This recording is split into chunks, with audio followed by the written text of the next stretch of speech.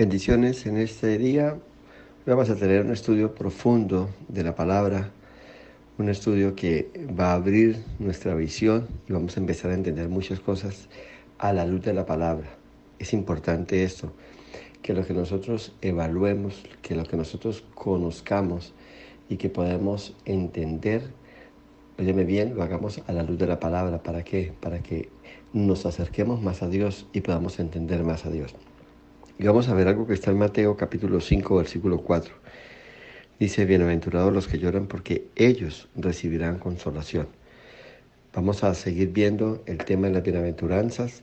Recuerden que fue uno de los primeros encuentros que tuvo el Señor de una enseñanza masiva, aunque iba dirigido a los fariseos y a los líderes religiosos de la época. En realidad hubo mucha gente. Hubo multitud de gente escuchando y recibiendo estas enseñanzas y fueron ministrados y fueron entendiendo las características del reino, porque Jesús venía anunciando que el reino de los cielos se había acercado. Y es el mensaje que tiene vigencia hoy en día: el reino de los cielos se ha acercado. Jesús es el camino, la verdad y la vida para llegar a ese reino. En ese reino es donde habita el Padre, donde Él tiene su trono. Y es allí donde le apuntamos todos estar después de que dejemos esta vida. Y es estando vivos, estando conviviendo en este mundo, es que aseguramos el pase para llegar allí. Por eso el Señor nos muestra, por medio del mensaje o el sermón del monte, nos muestra y nos enseña cómo lograr esto. Entonces, les decía que el Señor estaba enseñando a la multitud. Y empieza a decir que bienaventurados los que lloran. Ahora la pregunta que cabe aquí, vamos a hacer detenernos un momento, es ¿por qué lloran? ¿Qué o cuál es la causa del dolor? Y es por el pecado que hay en cada uno de nosotros. Usted y yo tenemos que aprender a llorar, a quebrantarnos, a sentir dolor por el pecado que hay en nuestras vidas, por aquellas cosas que sabemos que a Dios no le agradan, pero a pesar de eso no podemos dejarla, no hemos tenido el valor, no nos hemos apoyado en Dios, no hemos buscado la forma, o sencillamente aprendimos a convivir con ese dolor y nos parece lo más natural. Un ejemplo de esto es el mentir, pero todo el mundo miente. Y la idea es que miremos la mentira desde la categoría del dolor, desde la categoría de que es algo que a Dios no le agrada. Entonces, lo que está diciendo el Señor es que somos bienaventurados o completamente felices cuando entendemos el daño del pecado, cuando entendemos el pecado desde la perspectiva de Dios, que el pecado produce muerte. Y entonces dice que somos felices cuando lloramos, porque ese dolor nos lleva a tener un cambio, ese dolor nos lleva a reconocer que las cosas no están bien. Ahora, en nuestra sociedad no estamos acostumbrados a asociar el dolor y el llanto como un principio, un fundamento de la felicidad. Y como eso es lo que dice aquí el versículo, cuando dice felices los que lloran, felices los que sufren por su pecado, felices por los que tienen dolor por su pecado, porque ellos serán consolados. En otras palabras, ellos serán bendecidos, porque van a ser restaurados, van a ser sanados. Entonces, cuando asociamos esto, nos cuesta trabajo aceptarlo. ¿Por qué? Porque estamos viviendo en un mundo donde tiene gran valor la felicidad, el gozo, el contentamiento. Y el Señor les habla de un dolor y les habla de una tristeza que a la final va a producir alegría y felicidad. Entonces, desde esta perspectiva les decía, el dolor es una bendición, pues Dios me está obligando a detenerme para evitar daños mayores. Es el ejemplo cuando una persona tiene un fuerte dolor de muela a causa de que hay un nervio que se está viendo afectado. Entonces hay que hacer en esa muela un tratamiento de conductos. Ese tratamiento de conducto que está produciendo gran dolor, al ser tratado, va a causar más dolor, pero ese dolor es necesario porque forma parte del tratamiento para que a la postre el dolor desaparezca, la muela sea rescatada, la pieza esta dental sea rescatada y pueda seguir funcionando por un tiempo mayor. Entonces, en el momento que están haciendo el trabajo, que El odontólogo está haciendo su trabajo, nos va a causar dolor. El momento en que nos están anestesiando y nos están pullando la encía, eso va a causar más dolor. Cuando el efecto de la anestesia, cuando el procedimiento ya ha terminado, va a venir un dolor que puede durar uno, 2 o más días. Pero a la final, todo va a estar bien.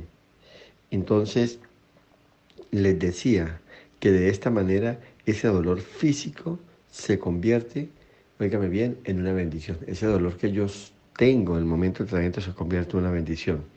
Ahora, la palabra aquí nos está hablando de algo mucho más tremendo, porque dice que así como el dolor físico nos molesta, nos hace pasarla mal, aquí está hablando de un dolor espiritual, un dolor del corazón, un dolor intenso e interno, que es el que nos hace caer en cuenta que las cosas como están no están bien.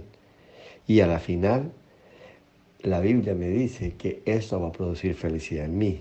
Y esto es difícil de aceptar hoy en día, porque estamos en medio de una generación y de una cultura donde tiene mucho valor la felicidad, tiene mucho valor aquella alegría momentánea y circunstancial. Es básico, óigame bien, o es muy natural ver la gente hoy burlándose, ver la gente hoy, oír la gente hoy con sarcasmos, haciéndole chiste a todo, el vivir de una manera relajada y muchas veces hasta irresponsable y superficial.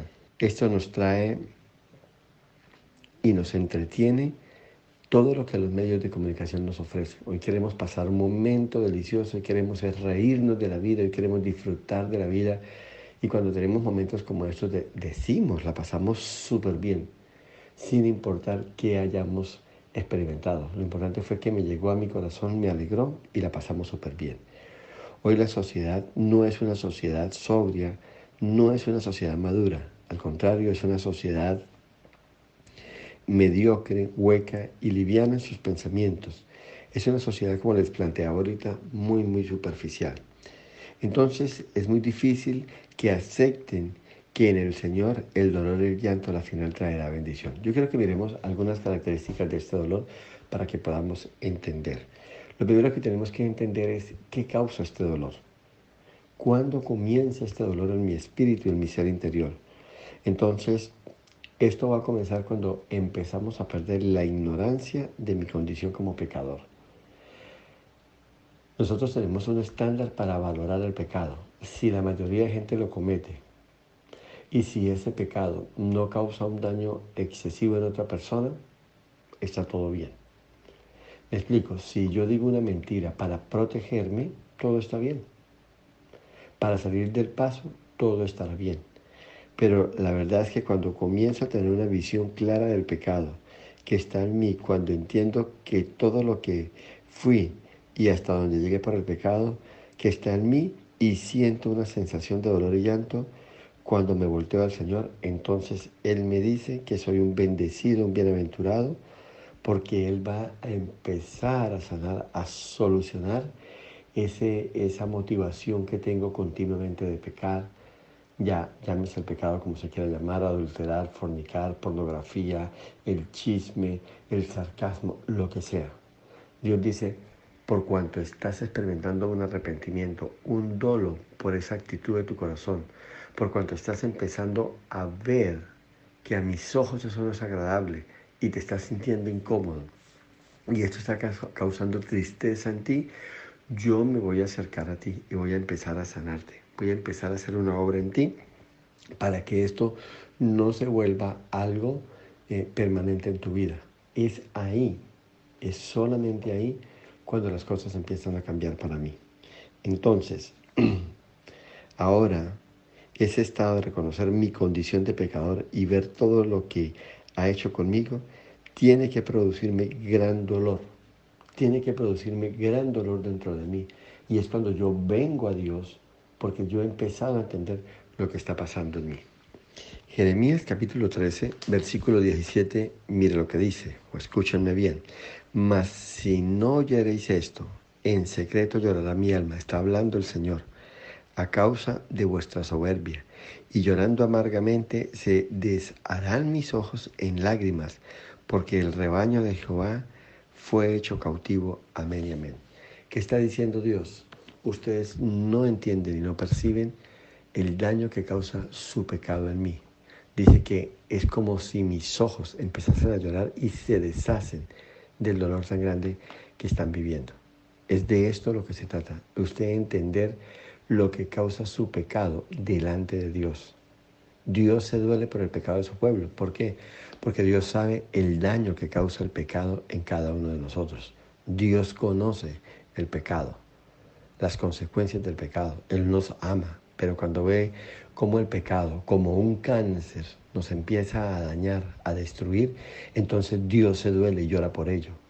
Por eso cuando usted entiende esta situación y usted llora y usted le dice, Señor, por favor, rescátame, yo no quiero seguir así, yo no quiero lidiar más con esta borrachera, yo no quiero lidiar más con este adulterio, yo no quiero lidiar más con esta condición de pecado en mí y sácame de esta situación, es cuando Dios te dice, bienaventurado, y traeré consuelo a ti, porque empezaré a consolarte, empezaré a levantarte, empezaré a sanarte y empezaré a darte la fortaleza para que el pecado ya no se enseñoree más en ti. Ahora, ese estado de reconocer mi condición de pecador y ver todo lo que ha hecho el enemigo en mi vida tiene que traducirse en un gran dolor. Y veamos el ejemplo de David. El adulterio tomó a David control de su vida y lo llevó a una condición difícil. Cuenta la palabra que él un día, en los días que los reyes salían a la guerra, David se quedó. Y dice que se quedó en su terraza un día pasado la hora del almuerzo, tipo 1 o algo más. Dice que él miró a lo lejos otra terraza en su palacio y vio a una mujer muy hermosa que se bañaba. Preguntó por ella, la mandó traer y dice que se acostó con ella. El tema es que esta mujer era una mujer casada, él era un hombre casado, y esta mujer era la esposa de uno de sus generales, un hombre de confianza, un hombre que peleaba las guerras y las batallas de David. En ese momento, David, este hombre estaba en la batalla, y la mujer pasados los días le manda a decir, estoy embarazada. David entonces manda a traer al esposo, lo manda a traer. La excusa es que venga a palacio, que le dé un reporte de la batalla, cómo va todo, él le cuenta y finalmente le dice, bueno, ahora ve y está con tu esposa 1 o 2 días. El plan de David inicialmente era que él se acostara con su esposa y así pasara como si el hijo fuera de él y todo estaba resuelto. Sin vergüenza, sin dolor, sin arrepentimiento, David quería manejar las cosas. A esto es que se refiere la palabra de Dios cuando nosotros convivimos con el pecado, lo aceptamos y pasamos las cosas como creemos que se deben pasar. Este hombre no se fue a su casa, se quedó digamos, en las habitaciones de la guardia del palacio. David fue informado de esto y lo mandó llamar. ¿Y qué pasa? Dijo, yo no soy capaz de irme a mi casa, de tener intimidad con mi esposa cuando mis compañeros, mi ejército, se están matando por estar en medio de una batalla. No soy capaz. Antes lo que yo quiero, rey, es que si ya terminó mi misión aquí delante de ti, yo quiero irme. David lo volvió a traer y ahora lo emborrachó. David lo emborracha, le da unos tragos, le da comida y todo, y lo manda otra vez. Y este hombre tampoco fue. En vista de esto, David fue informado, entonces le manda una nota con él al encargado de la batalla, al general encargado, el responsable de la batalla, y le dice, quiero que pongan al general Urias al frente, en primera línea de la batalla, y cuando esté en lo más duro de la batalla, quiero que dé la orden y todos den un paso atrás, y que el general quede solo peleando. Y así se hizo, y definitivamente el general murió, falleció, fue asesinado. David fue partícipe de un crimen. Y hasta ahí todo iba bien para David. No había dolo, no había vergüenza, no había ninguna inquietud. Sencillamente las cosas iban bien. Y pasado el tiempo nació el bebé y tal vez un día David con la esposa de Urías, ahora viviendo con él y con el bebé, disfrutándolo. Un día viene el profeta Natán con un encargo directo de Dios para el rey David. Y le dice, ve a David y dile esto. Y lo que manda decirle el Señor es lo siguiente. Le dice, oh rey, ¿cómo te parece? Que había un hombre muy, muy, muy rico que tenía muchas ovejas, mucho ganado y una finca muy grande, muy hermosa. Y frente a este hombre rico, este hacendado, había un hombre muy pobre que solamente tenía una ovejita. La amaba tremendamente, se había vuelto para él como su mascota. La cuidaba, la guardaba y todo. ¿Y cómo te parece que un día el hombre rico fue visitado por unos amigos? Dice, y a este se le hizo fácil coger la oveja de su vecino, del hombre pobre, y sacrificarla y mandarla a preparar y ofrecerla como banquete a sus visitantes. Dice que cuando iba en este nivel de la historia, David se empieza a encolerizar, a ponerse muy furioso y empieza a sentirse incómodo, sintiendo una rabia y un dolor por la injusticia que se estaba cometiendo. Y el profeta Natán terminó de contar la historia cuando le pregunta, ¿qué opinas de esto? Dijo, el hombre que hizo tal vileza es digno de muerte. Y dice que el profeta le dijo, ese hombre eres tú, teniendo todas las mujeres que querías tener, teniendo todas las doncellas, todas las personas que te rodean, tenías que poner tu mirada en la esposa de tu general, en su única mujer, y la tomaste para sí, y no bastándote eso, lo matas, lo asesinas. Y dice que este hombre se desboronó. David se descompuso, cayó y empezó a llorar y a quebrantarse y a mirar y a evaluar su pecado. Hasta ahí él no había sentido nada. Y dice que él empezó a llorar y a darse cuenta todo en la falta que había cometido, el error que había cometido y cómo había faltado delante de Dios. Y en esta condición dice que alcanzó misericordia de Dios, porque él había dictado la sentencia, él había dicho que el hombre que había cometido tal vileza era digno de muerte. Y Dios extendió su misericordia y lo bendijo nuevamente, lo restauró y le permitió seguir adelante. No quiero hablar de las consecuencias de este pecado porque él tuvo que pagar las consecuencias de su falta, pero lo que yo quiero que usted evalúe y todo es que cuando cometemos pecado, cuando nos arrepentimos y cuando volteamos nuestra mirada a Dios y nos refugiamos en Él, Dios en su bondad nos levanta. Entonces, no hay dolor, no hay vergüenza alguna mientras yo calle mi pecado, mientras yo me quede indiferente ante el pecado. Pero cuando yo reconozco, cuando yo miro la magnitud de mi pecado, entonces yo empiezo a llorar y a sentir dolor por el mismo. Y entonces Dios empieza a restaurarme, Dios empieza a levantarme y a bendecirme. Entonces es importante que entendamos esta situación. Mira lo que dijo David en el Salmo 51:4, con su vivencia y experiencia cuando reconoció su pecado. Dice, mi pecado está siempre delante de mí, contra ti solo he pecado, y he hecho lo malo delante de tus ojos, dice David. David reconoce que su pecado había sido grave, que había matado a Urías, que se había aprovechado de la esposa de Urías, que la había embarazado y todo eso.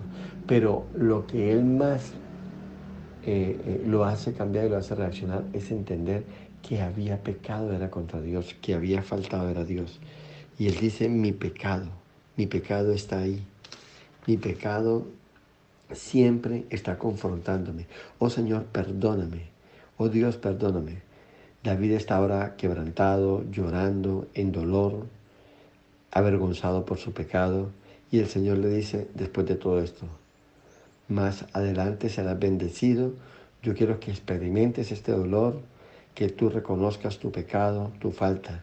Y este es el hombre que recobra la sensibilidad de su propio pecado, el dolo por pecar y el dolo por ofender a Dios. Es ahí donde Dios nos quiere tener. Cuando estamos en esa condición, es que la palabra de Dios dice, bienaventurados somos, bendecidos somos.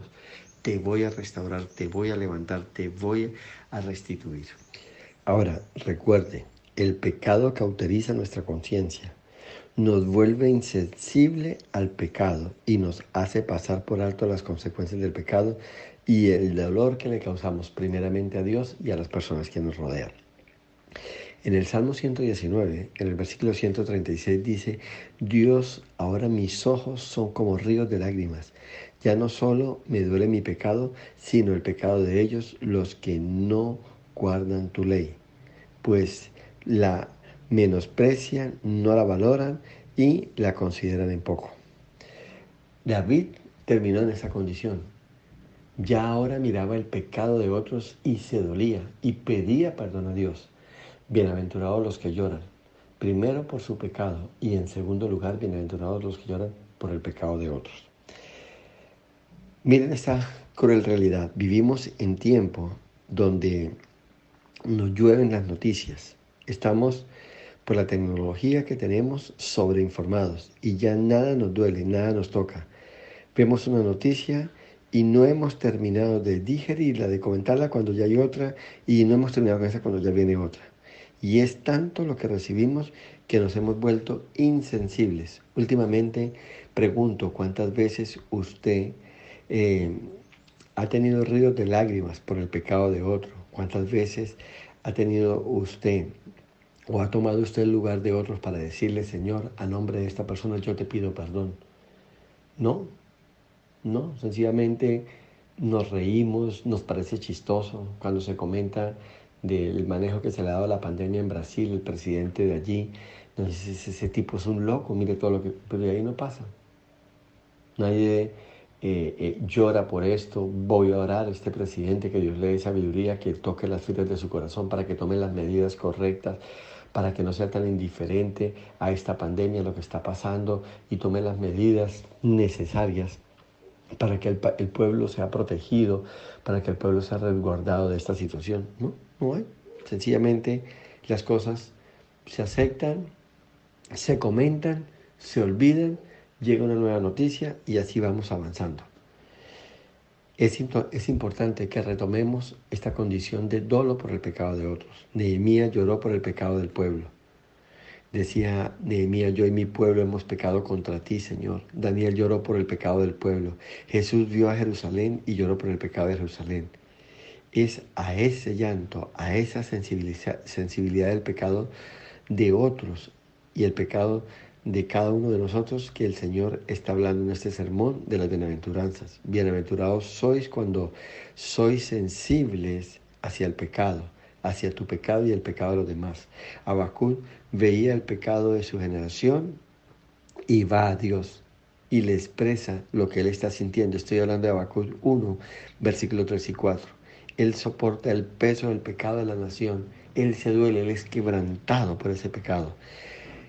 Pregunto nuevamente, ¿qué sientes cuando ves las noticias y te enteras de matanzas, de hurtos, de secuestros, de injusticias y del dolor? ¿Qué sientes? ¿Dices qué sociedad tan retorcida? ¿O tal vez qué chanda de país en el que vivimos? ¿O el mundo está patas arriba? ¿Te toca esto? ¿O sencillamente se queda en un comentario sarcástico? Es que nuestros gobernantes, es que nuestros dirigentes, es que hoy en día la gente es muy mala. ¿Te duele de verdad? Porque nos hemos acostumbrado y nos hemos adaptado a todo lo malo que sucede. Nos hemos vuelto tan insensibles que nada nos duele y nada nos incomoda. Todo es lo más normal y lo más natural. Pero cuando Dios me lleva a esa condición de sensibilidad, cuando la ignorancia con respecto a esto es quitada, entonces es cuando me duele el pecado mío y el pecado del pueblo. Esto es una sensibilidad de mi espíritu y de mi conciencia que me quebranta y que me lleva a llorar, a dolerme por lo que estoy viendo, por lo que estoy experimentando. De esto es lo que el Señor nos habla en esta bienaventuranza, la sensibilidad hacia el pecado mío y de los demás. En Marcos capítulo 4, versículo 24, el Señor dice, cuidado con lo que oyes y cuidado con lo que ves, pues muchas veces no sabemos manejar las cosas y comenzamos a medir con nuestra propia vara. Y es que algo que se ve con respecto a nuestra insensibilidad es que cuando alguien comete algo, cuando alguien comete una falta, no somos sensibles a esto, no pedimos perdón por ello, sino sencillamente entramos a juzgar entramos a juzgar y decimos, bueno, eso pasó por esto y aquello. Es que el tipo es irresponsable, el tipo es malo, el tipo es incumplido, el tipo es dañado, el tipo es esto y aquello, esa mujer no merece otra cosa que esto. Entonces muchas veces, en lugar de dolernos por el pecado de otros, lo que hacemos es juzgar, es señalar. Y ahí no estamos tampoco experimentando el tipo de dolor que Dios está hablando.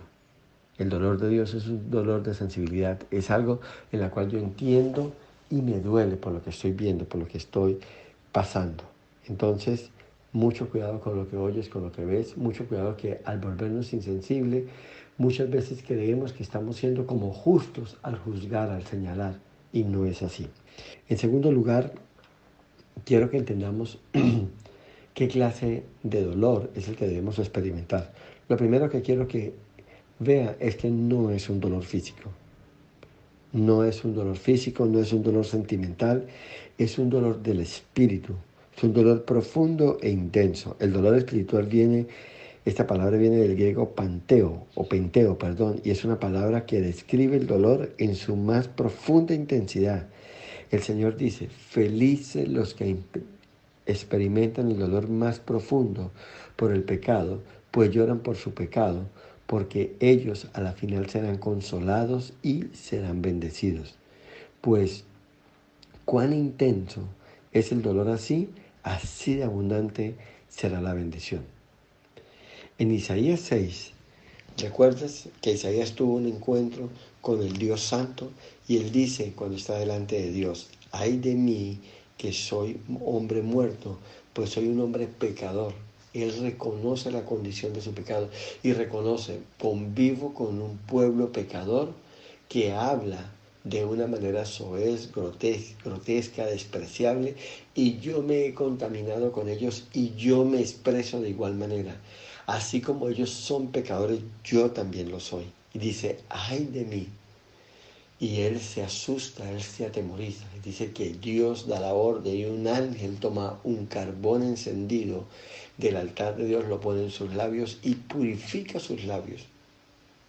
Cuando nosotros reconocemos nuestra condición de pecado, Dios nos restaura, Dios nos sana, Dios nos levanta y nos bendice. Solo por el Espíritu Santo usted volverá a ser sensible al pecado. Humanamente nos estremecemos por un momento, nos ocupamos en algo y sencillamente lo olvidamos. Esto también es obra del Espíritu Santo, el hacernos sensibles al pecado. Somos una generación superficial, somos una generación trivial y no queremos que nada nos afecte y que nada nos robe la paz. Esta es una palabra que usamos mucho los cristianos. No permita que nada le robe la paz. Y buscamos momentos, circunstancias, situaciones, amistades que no nos roben la paz. Y creemos que todo lo que viene de Dios es lo que nos hace pasar ricos y felices y bendecidos. Pero aquí estamos viendo que hay una instancia de nuestro temperamento, de nuestro carácter, que nos permite en un momento dado pasar o experimentar el dolor, la angustia, algo profundo que a la final nos acerca a Dios y nos lleva a Dios. Entonces, así que hoy vemos televisión, nos conectamos con el computador, nos refugiamos o vamos de compras, pero óigame bien, que nada ni nadie nos robe la paz, pues Dios te llama a bendición y gozo, y no podemos seguir siendo indiferentes. Somos una generación indiferente. Hace unos 30, 40 o más años atrás, las generaciones eran más solidarias, eran más misericordiosas. La gente después de un culto se reunían, una o dos familias compartían un tiempo, óigame bien, y rumiaban, comentaban, se deleitaban en el mensaje. Hoy eso es algo muy extraño. Termina un culto y la gente sale disparada para su casa. Y uno le pregunta, pero hermanito, ¿qué es? ¿Cómo está algo? No. Tengo una reunión, tengo una cita, tengo un almuerzo, tengo un compromiso y todo el mundo sale. Y ya no se experimenta esto. Somos indiferentes a la situación, a la condición de otros. La gente vive con una agenda muy apretada, muy saturada. Todo el mundo corre, no hay tiempo para meditar la palabra, no hay tiempo para nada. Y tenemos que volvernos al Señor, tenemos que buscarlo de todo corazón, tenemos que estar en Él buscarlo siempre y confiar en Él. Miren lo que dice el libro de Jeremías en el capítulo 6, Jeremías 6, en el versículo 15, dice: ¿se han avergonzado de haber hecho abominación? Ciertamente no se han avergonzado, ni aún saben tener vergüenza, por cuanto caerán entre los que caigan, cuando los castigue, caerán, dice Jehová. Y el capítulo 8 de Jeremías 12 refuerza esto, usted lo puede leer ahí. ¿Qué es lo que está diciendo? ¿Se avergüenza por pecar? No, no, no, no. Sencillamente nos hemos acostumbrado y estamos ya adaptados. Forma parte de la cultura todo lo que estamos viendo y convivimos con ello. Y es lo que Dios está diciendo: no puede seguir así, porque si ustedes siguen indiferente, es una manera involuntaria de aprobar el pecado. Y si ustedes lo aprueban de una manera involuntaria, llegará el momento que de una manera voluntaria lo cometerán. Harán lo mismo, y el día que venga el juicio, el día que venga el castigo de parte mía sobre un pueblo y una nación, ustedes también caerán ahí. Hoy todo se ha vuelto cultural. Hace 50 años ver a una mujer en tanga o con tremendos escotes era algo vulgar, grotesco. La mujer no se atrevía a ponerse algo así porque era motivo de vergüenza. Hoy es normal, hoy es aprobado. Hoy se está introduciendo con fuerza en las películas y en las diferentes series relaciones homosexuales, y pronto será lo más natural. Ya estamos en un proceso de introducirlo. Vemos la vivencia, la experiencia de una pareja de homosexuales pasando todo lo que tiene que pasar, creando un niño, una niña, adoptando un bebé, buscando el vientre de una mujer para que puedan procrear un bebé, y etcétera, etcétera. Ya estamos en este proceso. Pasarán unos años, muy pocos, 5 o 10 años, y culturalmente será totalmente normal y natural. Esto es lo que ha hecho que nosotros nos hayamos vuelto insensibles al pecado, pues todo se vuelve natural, todo se vuelve normal. Es tiempo de mirar y evaluar todas estas situaciones. Lo que anteriormente era vulgar, impuro y sucio, hoy es lo más natural. Entiende el porqué bienaventurados los que lloran por su pecado y el de los demás. Es un dolor del alma que se experimenta, es un dolor de reconocer que lo que yo estoy haciendo a Dios no le agrada, que lo que yo estoy haciendo y aprobando, Dios lo desaprueba, y a los ojos de Dios es algo inmundo. Nos hemos acostumbrado a una sociedad, a una cultura, a un mover de este talante, y es lo más normal. Bienaventurados los que son sensibles al pecado, que experimentan un dolor profundo ante el pecado, comparado con la santidad de Dios. Tenemos que experimentar esto. Usted no podrá ver el calibre del pecado, usted no podrá evaluarlo, valorarlo, hasta que usted no reconoce la santidad de Dios, hasta que usted no conoce a Dios, hasta que usted no entiende cuán santo es Dios, cuán maravilloso es Dios. No hay otra forma de entender esto. Y esto es por revelación del Espíritu Santo, porque es por medio del Espíritu que nuestro Dios se nos revela, lo entendemos, lo conocemos a través de su palabra y todo. Por eso es que la gente hoy vive en una actitud muy fresca, muy relajada, porque no sabe cuán santo es Dios. En 2 Corintios, en el capítulo 7, en el versículo 10 dice: porque la tristeza que es según Dios produce arrepentimiento para salvación, de que no hay que arrepentirse, pero la tristeza del mundo produce muerte. Hay dolor que produce arrepentimiento. Pablo habla de la tristeza del mundo. Yo hago algo malo y tengo dolor, pues perdí un privilegio y lloro por ello. De pronto soy irresponsable, incumplido en mi trabajo y pierdo el trabajo. Esto me causa dolor. ¿Y cuál es el dolor? Me quedé sin trabajo, perdí el privilegio, va a ser muy difícil ubicarme en un nuevo trabajo y va a ser muy difícil conseguir unas condiciones laborales como las que tenía. Ese dolor no tiene que ver con el dolor que la palabra de Dios nos está hablando. Ese dolor no es un dolor que produce bienaventuranza porque seremos consolados. No es ese dolor. El dolor que está hablando el Señor y que Pablo está refutando es el dolor que nos lleva al arrepentimiento. Cuando usted reconoce su pecado y se arrepiente de ello, entonces usted es sanado, entonces usted es restaurado, entonces usted es bendecido y usted es preparado, óigame bien, para seguir adelante, para que su nombre siga inscrito en el libro de la vida, para que usted viva con la esperanza de que si Cristo viene, usted se va con él. Es ese dolor el que Dios está hablando y que Pablo lo está aquí ampliando. El dolor que produce arrepentimiento, el dolor que nos lleva a un cambio, a una transformación. Entonces, el mundo llora por vergüenza, el mundo llora por ser humillado, pero no se llora por sentir vergüenza ante Dios. Entonces, ¿cuál es el dolor espiritual que me hace bienaventurado? La sensibilidad, repito, por mi pecado y el pecado de otros. Antes de sanarlos, antes de señalarlos y juzgarlos, Jesús lloró por Jerusalén, ante Jerusalén, por su pecado. Y quiero terminar con esto ya para cerrar esto, y es, miremos los beneficios de este dolor, lo que vamos a recibir de parte de Dios, lo que Dios tiene para nosotros. Recuerde, bienaventurados los que lloran porque serán consolados. Piense en un momento en el consuelo de Dios. La consolación es para los que sienten de esta manera. Nuestro Dios es definido como el Dios de toda consolación. Allá en 2 Corintios, en el capítulo 1, versículo 3-4, el apóstol Pablo habla de esto. Somos pasados por el fuego, somos pasados por pruebas y todo, y experimentamos, ¿para qué? Para experimentar el consuelo de Dios. Y después de que hemos experimentado el consuelo de Dios, estamos aptos para ir a consolar a otros.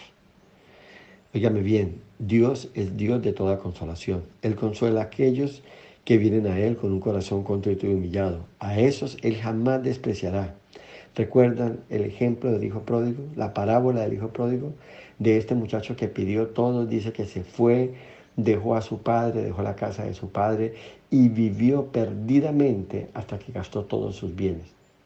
Y a la final, él dice que se arrepintió, él dice que fue quebrantado, que él reconoció su falta, dijo, he pecado contra mi padre, he pecado contra Dios, dijo, me arrepiento de todo, volveré a mi padre y le contaré lo que he experimentado, le mostraré mi quebranto, lloraré delante de él y suplicaré por misericordia. Dijo que así lo hizo. Y el padre lo estaba esperando. El padre lo recibió, el padre lo abrazó, el padre lo restauró y el padre lo levantó. Es esos los que son consolados, los que reconocen su pecado, sus faltas, se arrepienten y vuelven. Dios, algo que tenemos que nosotros recordar siempre cuando pecamos y aunque nos arrepintamos y nos duele nuestro pecado, usted tiene que tener muy claro y presente que Dios no deja impune la falta. Él juzga mi pecado y las consecuencias de dicho pecado las tengo que asumir. David asumió las consecuencias de su pecado. Dice que el dolor y la vergüenza vino a su casa. Una hija de él fue violada por un hermano. Ese hermano fue asesinado por otro hermano y hubo espada por mucho tiempo sobre la casa de David. No fue fácil, pero Dios a la final lo restauró y a la final lo bendijo y le dio la oportunidad de ser salvo. Otra cosa que yo quiero que entiendas es que mi problema con Dios se agrava en mi silencio. David dijo lo siguiente, mientras callé mi pecado se consumieron mis huesos. El pecado debilita física y espiritualmente. Usted debe reconocer su pecado, usted debe confesar su pecado. Óigame bien. En tercer lugar, usted debe entender que Dios valora la sinceridad. Acérquese a Dios con un corazón dispuesto, sediento, hambriento, y Dios lo bendecirá. A Dios no le agrada que yo pretenda ser algo que yo no soy, no aparente, no sea de doble ánimo delante de Dios. Dígale al Señor, yo me siento así. Señor, me siento mal, necesito ser restaurado, necesito ser levantado. Y por último, Dios no quiere, óigame bien, la mitad de mi confesión. Él quiere toda la verdad. Cuando tenga que confesar su pecado, cuando tenga que llorar por su pecado, cuéntele a Dios cómo se siente, cuéntele a Dios todo. Él todo lo sabe, pero Él necesita que tú lo oigas, porque cuando tú lo oyes, tú vas a magnificar o entender el gran daño que te has causado, que has causado a otros y que le has causado a Dios. Entonces, cuéntale hasta dónde has llegado, hasta dónde has entendido y experimentado todo, para que, reconocido todo tu pecado, así puedas totalmente ser consolado y totalmente ser bendecido. Finalmente, Dios no está detrás de mi dolor, sino de mi sanación, sino de mi bendición. Sin arrepentimiento yo no puedo experimentar el dolor y sin dolor no hay consolación ni sanación. Y cuando algo nos duele es porque cuando algo no nos duele es porque lo estamos ignorando, dejándolo pasar como si nada. Pero cuando algo nos duele, cuando algo nos causa angustia y lágrimas y quebranto, es porque estamos sintiendo el peso y el dolor de toda nuestra falta. No tengas miedo de experimentar quebranto de espíritu, no tengas miedo de llorar, pues la espera en el Señor tendrá resultados maravillosos. La consolación vendrá, la bendición vendrá. Esto es una promesa de Dios. Y después de ser consolados y sanados por haber llorado y reconocido mi pecado, ahora debo ir y mostrar lo que el Señor hizo a otros. Cuéntele a otros, testifique. Mire, yo andaba en esta condición, yo era un borracho, yo llevaba mi vida cristiana de esta manera y todo. Pero un día Dios me hizo ver, el Espíritu Santo me tocó. Hay muchos cristianos que van a la iglesia y todo y siguen en su vida de adulterio, de fornicación, de lascivia, de lujuria, de pecado, de pornografía, y lo ven lo más natural. Y la excusa que yo no le hago daño a nadie. Yo me encierro y yo allí me veo con mi amante, o yo me encierro y allí yo veo la pornografía. Yo no le hago daño a nadie. Yo no lastimo a nadie. Y cuéntale a la gente, como un día vino el Espíritu Santo, como un día vino la palabra de Dios y trajo advertencia a mi vida y me rescató y me consoló y me sanó y me sacó adelante. Y hoy en día soy un testimonio vivo de que Dios restaura. Cuéntelo todo, testifique de esto para que otros puedan ver lo que Dios es capaz de hacer y sean también consolados y tengan una esperanza de ser levantados y bendecidos. Vamos a orar y darle gracias a Dios por esta palabra y espero que ahora entienda por qué son bienaventurados los que lloran. Los que lloran, óigame bien, por el dolor de su pecado y el dolor del pecado de otros. Amado Señor, te doy gracias porque hoy sé que nos has quitado la venda de la ignorancia, Señor. Padre, ayúdanos por medio de tu Espíritu a sentir dolor por nuestro pecado y por el pecado de los demás. Permite que no seamos más indiferentes al pecado, que no pongamos una vara de medida estándar como el mundo la tiene. La mayoría de gente la hace, la mayoría de gente es así, asado. Entonces yo también lo soy. No, es tiempo de volvernos. Es tiempo de cambiar, es tiempo de ser restaurados. Es tiempo de tener una visión diferente del pecado a como hasta aquí la he traído, Señor. Ayúdame a ser sensible, porque yo también quiero ser consolado, Señor. Porque yo también quiero ser bendecido, porque yo también quiero ser restaurado, yo también quiero ser levantado para gloria, honra y alabanza de tu nombre, Señor. Quiero ser una nueva criatura y vivir conforme a tu perfecta voluntad. En el nombre de Jesús hemos orado y te damos gracias, Señor, por todas estas personas que están escuchando este mensaje y te pido que sean tocados y que sean, Señor, levantados conforme a tus propósitos y a tu plan. En el nombre de Jesús te damos gracias por todo. Amén y amén.